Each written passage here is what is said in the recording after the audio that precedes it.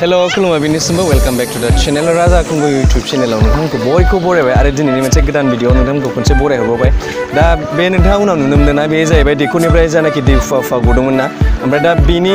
बोरै काहानिया बोरै जादों बिनि डिटेल्सखौ जों लकेल मानसिनाव मोजां रोखोमनि एन्सार होग्रा मानसिखौ मोनाखै आरो ना ओमफ्राय दा बेनि थाखायनो जायनाखि बिथाङा बे भिडिअखौ खेबजेनदोंमोन ना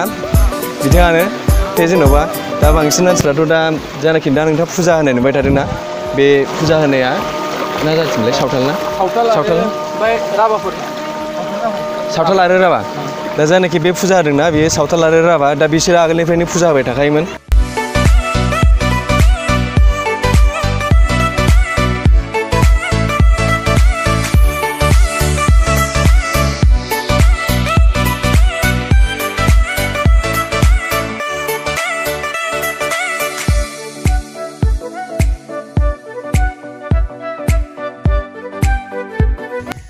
दा जोङो जानाखि बे दैखरनिफ्राय दै गयोना बेनि गामिनि सासे मानसिजों जों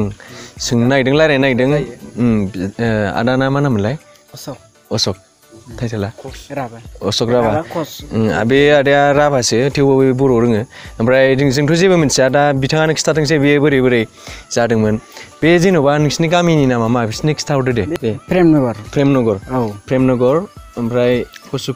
अफिस माबा आथियाबारि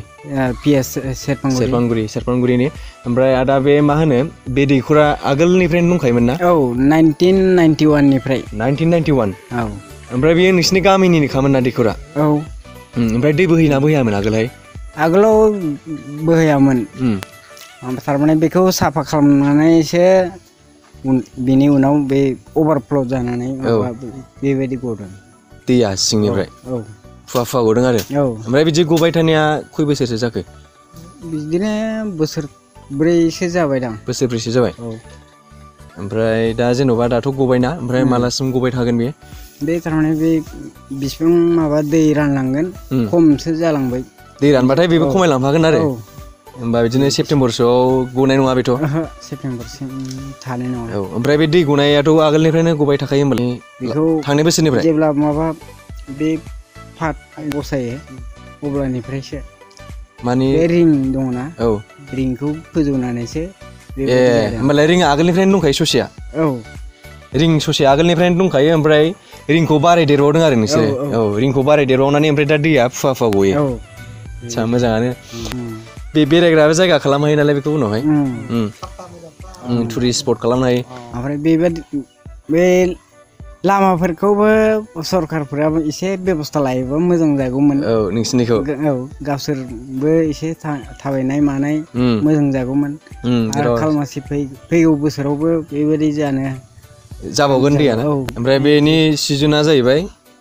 जुन जुन जुलाइ आगस्ट सेप्तेम्बर थानाय नङा आगस्टसिम आच्छा बे जानाखि दै गबाय थादों बे दै गबोनाया बोसोरथाम जाबाय जाहैदों ओमफ्राय सिगाङाव दैया गखायोमोन ओमफ्राय दै गब्लाबो बे दैखरफोरा गाहायखाय बारा मोजां गवामोन आरो गोजौ फोजौ देरनानै रिंखौ होदेरनानै दा दैया बेजों फुवा गबाय आरो बोसोरथाम जाबाय बेबायदिया ओमफ्राय दा बे जायगासिम सफैनांगौबा लामाखौ दे बै आथियाबारि थिनालिनिफ्राय खिथादो आदा बे